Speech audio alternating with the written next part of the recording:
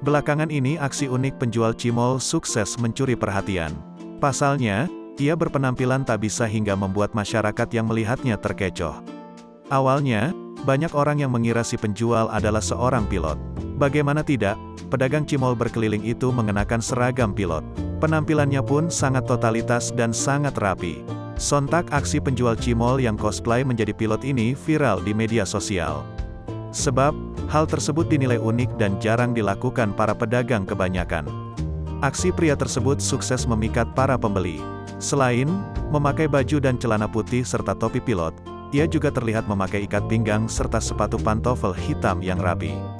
Bahkan, dalam video yang beredar banyak pembeli yang mengerubuti dagangan penjual tersebut.